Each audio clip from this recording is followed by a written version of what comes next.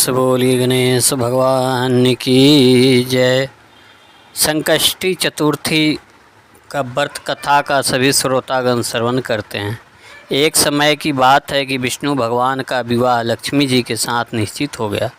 विवाह की तैयारी होने लगी। सभी देवताओं को निमंत्रण भेजे गए, परंतु गणेश जी को निमंत्रण नहीं दिया। कारण जो भी रहा हो, अब विष्णु भगवान की बारात जाने का समय आ गया। सभी देवता अपने पत्नियों के साथ विवाह समारोह में आए। उन सब ने देखा कि गणेश जी कहीं दिखाई नहीं दे रहे हैं। तब वे आपस में चर्चा करने लगे कि क्या गणेश जी को न्योता नहीं गया या स्वयं गणेश जी ही नहीं आए। सभी को इस प्रकार बात पर आश्चर्य होने लगा।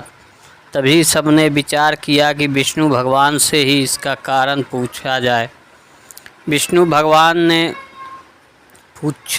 भगवान से पूछने पर उन्होंने कहा कि हमने गणेश जी के पिता भोलेनाथ महादेव को न्योता भेजा है।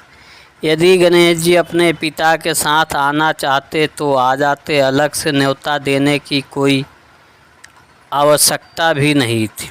दूसरी बात यह है कि उनको 1.25 मन मूंग, 1.25 मन चावल, 1.25 मन घी और 1.25 मन लड्डू का भोजन दिन भर में चाहिए। यदि गणेश जी नहीं आएंगे तो कोई बात नहीं, दूसरे के घर जाकर इतना सारा खाना पीना अच्छा भी नहीं लगता। इतनी वार्ता कर रहे ही थे कि किसी एक ने सुझाव दिया, यदि गणेश जी आ भी जाए तो उनको द्वारपाल बनाकर बैठा देंगे कि आप घर की याद रखना, आप तो चूहे पर बैठकर धीरे धीरे चलोगे तो बारात से बहुत पीछे रह जाओगे। यह सुझाव भी सबको पसंद आ गया तो विष्णु भगवान ने अपनी सहमति दे दी।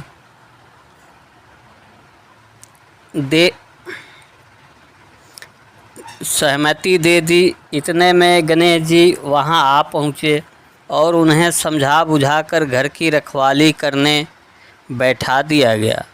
बारात चल दी। तब नारद जी ने देखा कि गणेश जी तो दरवाजे पर द्वारपाल बने बैठे हुए। तो वे गणेश जी के पास गए और रुकने का कारण पूछा। गणेश जी कहने लगे कि विष्णु भगवान ने मेरा बहुत अपमान किया है। नारद जी ने कहा कि आप अपनी मूषक सेना को आगे भेज दे तो वह रास्ता खोद देगी, जिससे उनके वाहन धरती में धंस जाएंगे। तब आपको सम्मानपूर्वक बुलाना पड़ेगा। अब तो गणेश जी ने अपनी मूषक सेना जल्दी से आगे भेज दी और सेना ने ज़मीन पोली कर दी। जब बारात वहाँ से निकली तो रथ के पहिए धरती में धंस गए। लाखों कोशिश करे परंतु पहिए नहीं निकले। सभी ने अपने अपने उपाय किए परंतु पहिए तो नहीं निकले। बलिक जगह जगह से टूट गए। किसी की समझ में नहीं आ रहा था कि अब क्या किया जाए। तब नारद जी ने कहा, आप लोग ने गणेश जी का अपमान करके अच्छा नहीं किया। यदि उन्हें मनाकर लाए तो आपका कार्य सिद्ध हो सकता है, यह संकट टल सकता है। शंकर भगवान ने अपने दूत नंदी को भेजा और गणेश जी को लेकर आया। गणेश जी का आदर सम्मान के साथ पूजन किया। तब कहीं रथ के पहिए निकले। अब रथ के पहिए निकल तो गए परंतु वे टूट फूट गए तो उन्हें सुधारे कौन। पास के खेत में खाती काम कर रहा था, उसे बुलाया गया। खाती अपने कार्य करने के पहले श्री गणेशाय नमः कहकर गणेश जी की वंदना मन ही मन करने लगा। देखते ही देखते खाती ने सभी पहिए को ठीक कर दिया। वह खाती कहने लगा कि हे देवताओं, आपने सर्वप्रथम गणेश जी को नहीं मनाया होगा और ना ही उनकी पूजन की होगी, इसीलिए तो आपके साथ यह संकट आया है। हम तो मूर्ख अज्ञानी हैं, फिर भी पहले गणेश जी को पूजते हैं, उनका ध्यान करते हैं। आप लोग तो देवतागण हैं, फिर भी आप गणेश जी को कैसे भूल गए।